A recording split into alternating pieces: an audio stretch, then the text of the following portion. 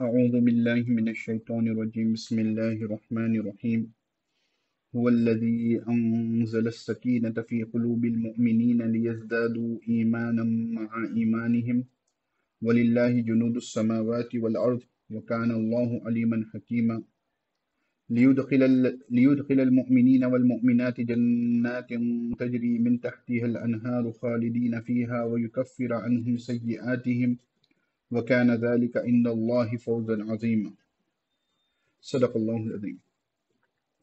تو سورۃ الفتح جو ہے ہم نے شروع کی تھی، اس کے بارے میں بنیادی باتیں جو ہے پچھلی کلاس میں ہماری آ چکی تھی کہ اللہ رب العزت نے اس سورے کو جو ہے صلح حدیبیہ 6 ہجری میں،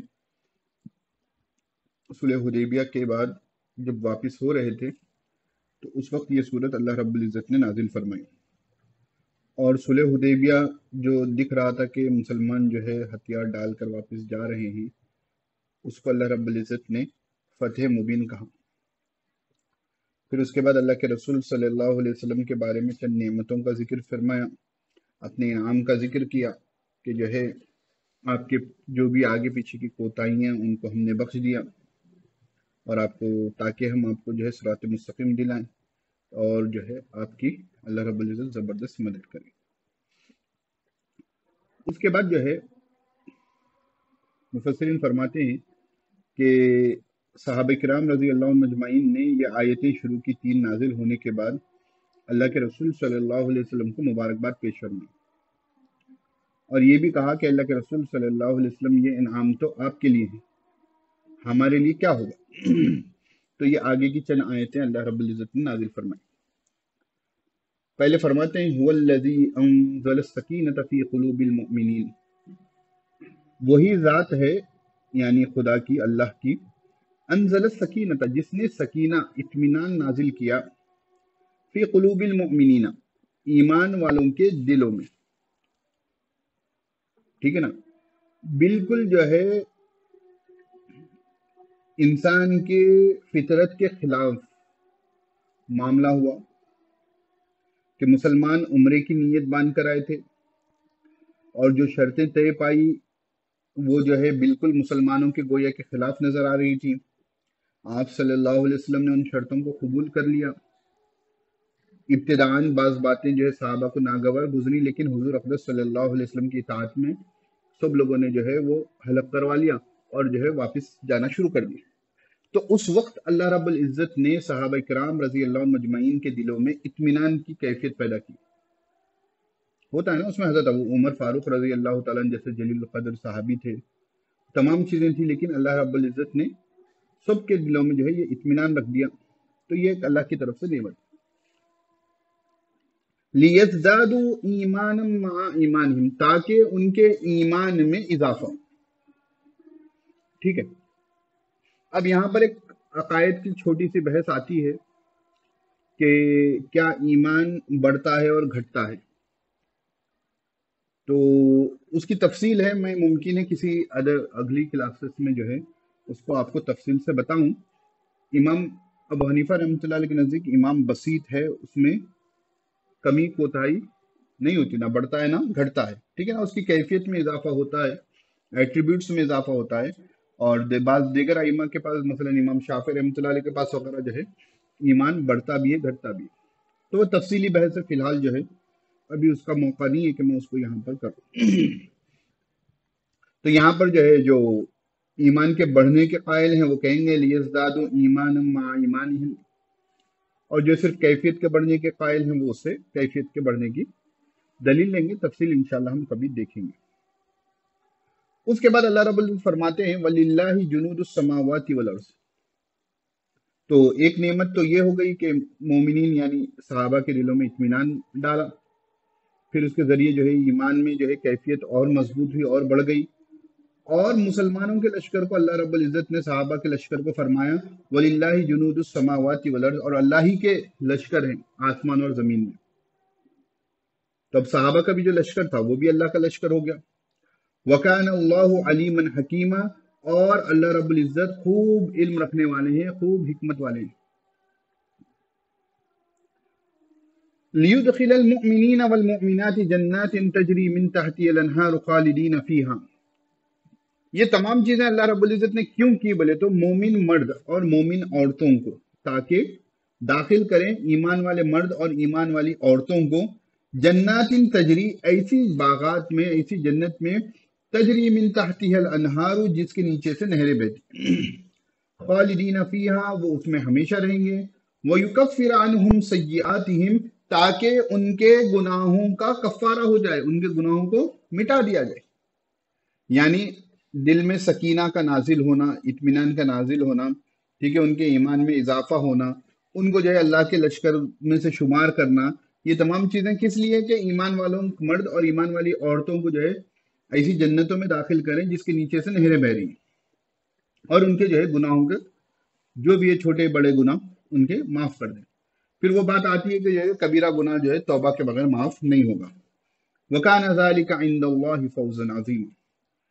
تو انسان کا جنت میں داخل ہو جانا، جہنم سے نجات پا لینا، اصل کامیابی وہی ہے. تو اللہ تعالیٰ فرمائے وَكَانَ ذَلِكَ عِندَ اللَّهِ فَوْزًا عَظِيمًا. یہ اللہ رب العزت کے نزدیک ایک بڑی کامیابی ہے. اب ہمارے نزدیک جو ہے نیٹ کوالیفائی کر لینا بڑی کامیابی ہو جاتی ہے، ٹھیک ہے نا، کسی اچھے انجینئرنگ کالج میں ایڈمیشن آنا یہ بڑی کامیابی ہو جاتی ہے، ایک اچھی بڑی ایم این سیز میں جاب لگ جانا یہ بڑی کامیابی ہو جاتی ہے. ہمارے پیمانے بالکل قدرت کے بتائے ہوئے پیمانوں سے الگ،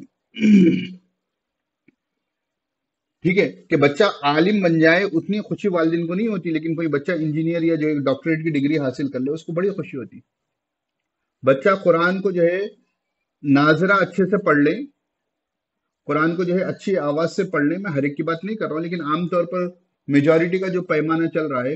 اب دیکھیے مسئلہ کیا ہوتا ہے کہ مکاتب جو چلتے ہیں مسجدوں میں، وہاں کے ساتھ ہمارے احوال یہ ہیں کہ وہ ٹائم پہ ہم ٹیوشن کو بچوں کو بھیجنا شروع کر دیتے ہیں. ابھی ایک مکتب کی روداد آ رہی تھی کہ جو ہے کہ اچھے خاصے بچوں کی تعداد چل رہی تھی، ٹیوشن کی ٹائمنگ اثر سے ہو گئی تو جو ہے والدین نے بچوں کو مکتب سے نکال لیا. مکتب والوں نے فکر کی، پوچھا کہ آپ کے بچے نہیں آ رہے؟ نہیں سر، ان کے جو ہے نہیں مل صاحب، ان کے جو ہے ٹیوشن کا ٹائم ہو گیا ہے، یہ ٹائم پر ٹیوشن ہے تو ہم نہیں بھیج سکتے. آپ صبح میں 8 سے 9 گھنٹے بچے کو جو ہے دنیاوی تعلیم حاصل کرنے بھیج رہے ہیں، پھر اس کے بعد جو ہے آپ ٹیوشن کے لیے بھی بھیج رہے ہیں 3 سے 4 گھنٹے 2 گھنٹے جتنے بھی ہیں. تو پھر آپ دینی تعلیم کی آپ جو ہے کہاں پر جو ہے بچوں کو جو ہے نہ آپ پرائرٹی دے رہے ہیں، ترجیح دے رہے ہیں. بچے کل کے دن کیوں دیں گے؟ تو اصل کامیابی کیا ہے کہ جنت میں داخل ہو جائیں. اب ہم اصل کامیابی کیا سمجھتے ہیں کہ بچہ جو ہے 10ویں میں پاس ہو جائے. جن کے بچے چھوٹے ہیں نرسری میں جو ہے فرسٹ آ گئے تو وہ خوش ہو جاتے ہیں. اب نرسری ایل کے جی یو کے جی فرسٹ، کیونکہ ہم کو اسکول سے بھی وابستگی تھے تو وہ ٹیچرز کیسا پاس کراتے ہیں وہ ہم کو معلوم ہے، ٹیچر ہی بچوں کی مدد کر دیتے ہیں. چلیے حوصلہ افزائی ہونی چاہیے، لیکن وہ کامیابی ایسی کامیابی نہیں ہوتی کہ بالکل خالص بچے کی اس میں محنت ہو. اور اگر خالص بچے کی بھی محنت ہو جائے تو لیکن اصل کامیابی کی طرف آپ کیا ٹائم دے رہے ہیں؟ آپ اپنے بچے کو قرآن سکھانے کے لیے 24 گھنٹے میں سے کتنے گھنٹے دے رہے ہیں؟ کچھ بھی نہیں، زیرو. ٹھیک ہے، اب کوئی دے رہے ہیں تو جو ہے آدھا گھنٹہ 45 منٹ مکتب کو بھیج دے رہے ہیں، اس کے بعد جو ہے بری ذمہ ہو جائیں.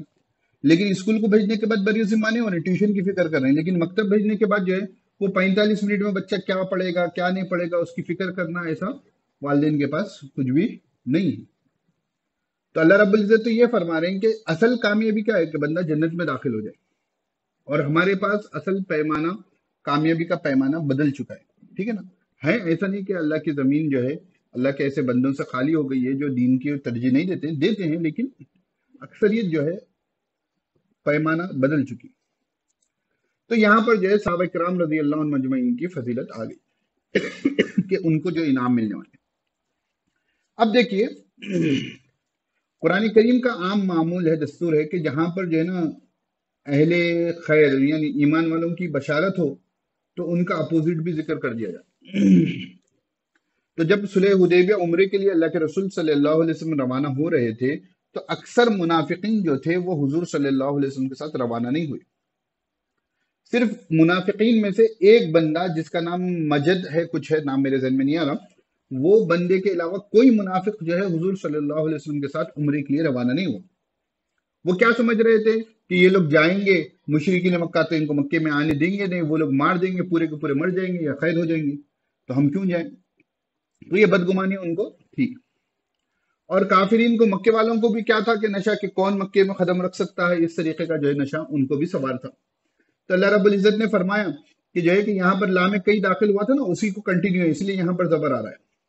وَيُعَذِّبَ الْمُنَافِقِينَ وَالْمُنَافِقَاتِ، اور تاکہ اس کے ذریعے منافق مرد اور منافق عورتوں کو، اور اسی طرح مشرک مرد اور مشرک عورتوں کو جو ہے عذاب دیں۔ کون سے منافق مرد عورت اور کون سے مشرک مرد اور عورت؟ الظانین باللہ ظن السوء، جو اللہ رب العزت سے برا گمان رکھتے ہیں کہ اللہ رب العزت ایمان والوں کی مدد نہیں کرے گا، یہ مسلمان جائیں گے وہاں شہید ہو جائیں گے، ٹھیک ہے نا، وہاں مارے جائیں گے، پکڑے جائیں گے، جو اللہ رب العزت کے بارے میں برا گمان رکھتے ہیں۔ علیہم دائرۃ السوء، انہی کے اوپر جو ہے دائرہ ہے، گردش ہے زمانے کی، وہی بری گردش میں داخل ہوں گے، وہی بری گردش کے دائرے میں آئیں گے۔ وغضب اللہ علیہم، اور اللہ کا غصہ ہوگا ان پر، ولعنہم، اور اللہ رب العزت کی لعنت ہوگی، رحمت سے دور ہوں گے، وعد لہم جہنم، اور ان کے لیے جہنم تیار ہے، وساءت مصیرا، اور بڑا ہی برا ٹھکانہ۔ قرآن جہنم کو کہتا ہے برا ٹھکانہ ہے، اور آج کل افسوس کے ساتھ جو ہے بعض مسلمان جو ہے خصوصاً وہ گاڑیوں پر پیچھے لکھے ہوئے ہوتے ہیں نا، بعض چیزیں میں نوٹس کرتے رہتا ہوں، ٹھیک ہے نا، اس پہ یہ لکھا تھا hell was full so I came back, جہنم بھر گئی تھی اس لیے میں واپس آ گیا۔ تو اپنے آپ کو بیڈ بوائے بتانے کے لیے جو ہے، اب ان کو اس کے مطلب یا اس کے بارے میں جو ہے اس کا کتنا بڑا امپیکٹ ہوگا وہ ان کو نہیں معلوم، لیکن وہ لکھا ہوا ہوتا ہے، بہت سی گاڑیوں پر میں نے دیکھا ہے۔ تو اب اس کو دیکھیے کہ قرآن تو کہہ رہا ہے کہ جہنم کہے کہ حل من مزید، کہیے نا کسی سورے میں کہ اللہ رب العزت جہنم سے پوچھیں گے کہ کیا تو جو ہے بھر گئی ہے، تو جہنم کہے کہ حل من مزید، یہ اللہ میں اور ہے کیا؟ تو یہاں پر جو ہے ہمارے بھائی جو ہے لکھ کر لگا رہے ہیں کہ جو ہے جہنم بھر گئی تھی، میں دنیا میں آ گیا، یعنی خود کو جہنمی کہہ لے رہے ہیں۔ اور سونے پہ سہاگا یہ ہے کہ آج کل انرجی ڈرنک آ رہا ہے جس کا نام جو ہے ہیل ہے، وہ بھی پی رہے ہیں، ٹھیک ہے نا۔ سائیکولوجیکل جو ہے، آپ جو ہے ہیل کا مطلب کیا ہے؟ جہنم۔ ہیون اس نے نہیں بنایا ڈرنک، اس نے بنایا ہیل کے نام سے، یعنی گویا کہ آپ جہنم کو پی رہے ہیں۔ اب آپ کہیں گے کہ ارے ویسا مطلب نہیں ہوتا، کون سوچتا ہے اس کی جانب، لیکن اسلام میں جو اسلام کے کیا کہتے ہیں پرٹیکولر اصطلاحی الفاظ ہیں، جہنم سے مراد ایک جہنم ہوتی ہے، ٹھیک ہے نا، اس کا ہی انگریزی میں ترجمہ ہیل کرتے ہیں۔ اور جب بچے کو عادت ہو جائے گی، وہ روزانہ طور پر ہیل پڑھے گا، ہیل خریدے گا، پیے گا، کرے گا، کل کے دن جہنم کے اوپر جو ہے اس کو بات ہوگی تو اس کو اتنا اثر نہیں ہوگا۔ جو چیز کو ڈرنا تھا چاہیے تھا، جس سے اللہ رب العزت نے جس سے ڈرایا ہے، اس کے بارے میں ہم جو ہے بالکل اس کو ایسے کامن کر رہے ہیں، ایسے استعمال کر رہے ہیں کہ گویا کہ وہ کوئی ایسی چیز نہیں کہ جس سے ڈرا جا سکے۔ خیر، تو یہاں تک بات کلیئر ہے، آگے بڑھتے ہیں۔ اس کے بعد اللہ رب العزت فرمانے وَلِلَّهِ جُنُودُ السَّمَاوَاتِ وَالْأَرْضِ وَكَانَ اللَّهُ عَزِيزًا حَكِيمًا۔ دیکھیں یہاں پر اللہ رب العزت نے آیت نمبر 4 میں وَلِلَّهِ جُنُودُ السَّمَاوَاتِ وَالْأَرْضِ وَكَانَ اللَّهُ عَلِيمًا حَكِيمًا کہا، ٹھیک ہے نا۔ سیم آیت یہاں پر ریپیٹ ہوئی، وَلِلَّهِ جُنُودُ السَّمَاوَاتِ وَالْأَرْضِ وَكَانَ اللَّهُ عَزِيزًا حَكِيمًا۔ تو مفسرین کہتے ہیں کہ یہاں پر اللہ رب العزت نے صحابہ کرام رضی اللہ عنہم مجمعین کو تنبیہ فرمائی۔ انعامات کا ذکر ہونے کے بعد بعض مرتبہ کیا ہو جاتا ہے کہ انسان غفلت کا شکار ہو جاتا ہے۔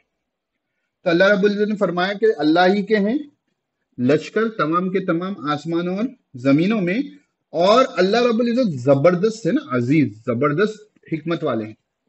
تو یعنی غافل نہیں ہو جانا، تم اگر جو ہے کام نہیں کرو گے تو اللہ رب العزت کے بہت سے لشکر ہیں، ہوا لشکر ہے، قوم عاد کو نا پٹخ دیا، ٹھیک ہے نا، پانی لشکر ہے، قوم نوح کو ڈبو دیا، آسمان سے جو ہے بارش جو ہوئی نا، پتھروں کی بارش ہوئی ہے قوم لوط پر۔ تو اللہ رب العزت کے بہت سے لشکر ہیں، تم جو ہے جس کو اللہ رب العزت کو جب استعمال کرنا ہے، کسی کو عذاب دینا ہے اگر پانی کے ذریعے تو پانی کے ذریعے عذاب ہوگا، کسی کو ہوا کے ذریعے عذاب دینا ہے اس کو ہوا کے ذریعے عذاب ہوگا، ٹھیک ہے نا، کسی کو جو ہے بندوں کے ذریعے ہلاک کروانا ہو تو اللہ رب العزت بندوں کو مسلط کریں گے، ان کے ذریعے ہلاک کریں گے۔ تو آپ غفلت میں نہیں آ جائیں۔ پھر حضور صلی اللہ علیہ وسلم کے بارے میں فرمایا کہ انا ارسلناک شاہدا ومبشرا ونذیرا، بے شک ہم نے آپ کو شاہد بنا کر بھیجا ہے، یعنی گواہ، ٹھیک ہے نا۔ تو تمام جو انسان جو ہے اس وقت موجود تھے ان کے لیے اللہ کے رسول صلی اللہ علیہ وسلم گواہ ہیں۔ دوسری جگہ پہ قرآن کریم میں جو ہے اللہ رب العزت نے اس بات کو ذکر کیا ہے کہ آپ جو ہے ان پر گواہ ہوں گے، ٹھیک ہے نا؟ تو یعنی گواہ کون ہوتا ہے؟ جو موجود ہو۔ تو کیا اب اللہ کے رسول صلی اللہ علیہ وسلم وفات پانے کے بعد بھی شاہد ہوں گے؟ تو نہیں، وفات پانے کے بعد شاہد نہیں ہوں گے نا۔ تو اس لیے جن کا یہ عقیدہ ہے کہ حضور صلی اللہ علیہ وسلم کو جو حاضر و ناظر جانتے ہیں، تو وہ جو ہے اسلام کے عقیدے کے خلاف ہے کہ اللہ کے رسول صلی اللہ علیہ وسلم حاضر و ناظر نہیں ہے۔ یہاں پر مفسرین نے اور ایک بات لکھی ہے کہ اللہ رب العزت کو بھی جو ہم حاضر و ناظر کہتے ہیں، تو یہاں پر حاضر و ناظر جو ہے مجازی طور پر تو اللہ رب العزت کو کہا جا سکتا ہے۔ مفسرین نے جہاں کہیں پر بھی اللہ رب العزت کے لیے ایسی آیتیں آئی ہیں جس سے اللہ رب العزت کا کہیں پر پریزنٹ ہونا معلوم ہوتا ہے، جیسا کہ اللہ رب العزت تمہاری شہرت سے زیادہ قریب ہے، تم دو نہیں ہوتے ہو، تیسرا اس میں اللہ رب جو ہے خدا ہوتا ہے جو تمہارے جو ہے سرگوشیوں کو سنتا ہے، اس طریقے کی جو آیتیں ہیں اس سے مراد اللہ رب العزت کا علم ہے۔ کیوں؟ کیونکہ جو ہے اللہ رب العزت کے بارے میں ہمارا عقیدہ ہے کہ اللہ رب العزت جو ہے جسم سے پاک ہے، مکان سے پاک ہے۔ تو اگر آپ اللہ رب العزت کو کہیں پر پریزنٹ کر رہے ہو تو وہاں پر اس مکان میں ایک پرٹیکولرلی جو ہے جسامت کے ساتھ آپ اللہ رب العزت کو وہاں پر پریزنٹ مان رہے ہو، جو اللہ رب العزت کے بارے میں ہمارا جو بنیادی عقیدہ ہے کہ اللہ رب العزت جو ہے جسم سے پاک ہے، جگہ سے پاک ہے، اس کے خلاف۔ تو عام طور پر حاضر و ناظر جب کہا جاتا ہے اہل علم کے درمیان تو وہاں پر مجازن ہوتا ہے، حقیقتاً نہیں ہوتا۔ مجازن معلوم ہے مطلب کہ میں کیسے سمجھاؤں؟ یعنی علم کے حساب سے اللہ تعالیٰ ہر جگہ موجود ہے، لیکن جسم کے اعتبار سے ہونا اللہ تعالیٰ ہر جگہ جو موجود ہے۔ اس لیے سوال آتا ہے نا، بعض لوگ جو ہے عین اللہ پر بحثیں کرتے ہیں اور پوچھتے ہیں کیا نعوذ باللہ اللہ رب العزت بیت الخلاء میں بھی ہے؟ تو ہم اللہ رب العزت کے جو موجود مانتے ہیں وہ اللہ رب العزت کے علم کے ساتھ مانتے ہیں، ٹھیک ہے نا؟ اس میں تفصیل ہے، وہ عقیدے کی بنیادی جو ہے بس باریک باتیں ہیں جو ابھی میں اس کو کور نہیں کر سکوں گا۔ تو بس ہمارا بنیادی عقیدہ یہ یاد رکھ لینا کہ اللہ رب العزت جسم سے پاک ہے، مکان سے پاک ہے، ڈائریکشن سے پاک ہے۔ تو جو لوگ صرف کہتے ہیں اللہ رب العزت صرف عرش پر ہیں، وہ بھی غلط کہتے ہیں، کیونکہ ان لوگوں نے جو ہے صرف اپورڈ ڈائریکشن پہ اللہ رب العزت کو قید کر دیا، رائٹ لیفٹ اور جو ہے دیگر ڈائریکشنز جو ہے انہوں نے ہٹا دی۔ حالانکہ اللہ رب العزت جو ہے ہر جگہ موجود ہیں۔ کیسے ہیں وہ اللہ رب العزت کو معلوم ہے۔ تو جو ہر جگہ موجود ہے اس کی عربی میں اصل اصطلاح یہ ہے اللہ موجود بلا مکان و زمان۔ تو اللہ تعالیٰ موجود ہے بغیر مکان کے، بغیر جسم کے، بغیر زمان کے، ٹھیک ہے نا؟ تو کیونکہ دنیا کیا ہے؟ زمین مخلوق ہے، اللہ رب العزت خالق ہے۔ آپ کا گھر کیا ہے؟ مخلوق ہے، اللہ رب العزت کیا ہے؟ خالق ہے، ٹھیک ہے؟ تو جو زمان ہوگا، جو مکان ہوگا، وہ مخلوق ہوگی، اور اللہ رب العزت خالق ہے، تو خالق مخلوق میں سما نہیں سکتے۔ تو آپ کو عقیدۃ الطحاوی میں بنیادی طور پر بعض عقیدے مل جائیں گے، تفصیلی عقیدے جو ہیں آپ کو ان کی شروحات میں مل جائیں گے۔ خیر، تو یہاں بات کیا ہے کہ اِنَّا أَرْسَلْنَاكَ شَاهِدًا وَمُبَشِّرًا وَنَذِيرًا، بے شک ہم نے آپ کو شاہد گواہ بنا کر بھیجا، وَمُبَشِّرًا ایمان والوں کے لیے خوشخبری سنانے والا بنا کر بھیجا، وَنَذِيرًا اور جو ہے کافروں کے لیے یا جو ایمان نہیں لائے ان کے لیے ڈرانے والا بنا کر بھیجا ہے۔ لِتُؤْمِنُوا بِاللَّهِ وَرَسُولِهِ، تاکہ لوگ ایمان لائیں اللہ پر، اس کے رسول پر، وَتُعَزِّرُوهُ عَزَّرَ يُعَزِّرُ تَعْزِيرًا، اور تاکہ وہ اللہ کے رسول کی مدد کریں، وَتُوَقِّرُوهُ اور ان کی توقیر کریں، عزت و احترام کریں، وَتُسَبِّحُوهُ اور اللہ رب العزت کا ذکر کریں، بُكْرَةً وَأَصِيلًا صبح و شام۔ پھر جو ہے یہاں پر اس آیت کریمہ میں بیعت رضوان کا ذکر ہے، ترجمہ آج دیکھ لیں گے، بیعت رضوان کو جو ہے ہم انشاءاللہ تفصیلاً کل دیکھ لیں گے۔ ان الذین یبایعونک انما یبایعون اللہ، بے شک جو لوگ بیعت کرتے ہیں آپ کے ہاتھ پر، انما یبایعون اللہ، تو بے شک وہ بیعت کر رہے ہیں اللہ رب العزت سے۔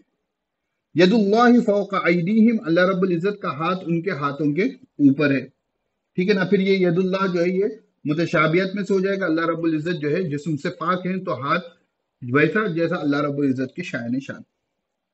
فمن نکث فانما ينکث علی نفسی، جس نے جو ہے عہد کو توڑا، نکث عہد کو توڑنے کے لیے بات ہے، یعنی جس نے بیعت کو توڑا، فانما ينکث علی نفسہ، تو اس نے جو ہے اپنی جان پر ہی ظلم کیا ہے، ٹھیک ہے نا؟ اپنی جان پر ہی جو ہے اس نے اس کو توڑا، یعنی اس کے اوپر ہی ظلم ہوگا کہ عہد و پیمان کرنے کے بعد جو بندہ توڑے گا تو اس کا نقصان اسی کو ہوگا نا۔ ومن اوفا بما عاہد علیہ اللہ، اور جس نے پورا کیا جو اللہ رب العزت سے اس نے وعدہ کیا ہے، فَسَيُؤْتِيهِ أَجْرًا عَظِيمًا، تو ان قریب وہ اجر عظیم کو پائے گا، دیکھے گا۔ تو یہ بیعت رضوان میں جو ہے حضرت عثمان رضی اللہ تعالیٰ عنہ کی جو شہادت کی خبر آئی تھی اس کے متعلق ہے، انشاءاللہ اس کی تفصیل جو ہے اس آیت کے ساتھ ہم اگلی کلاس میں دیکھیں گے۔ السلام علیکم ورحمۃ اللہ وبرکاتہ۔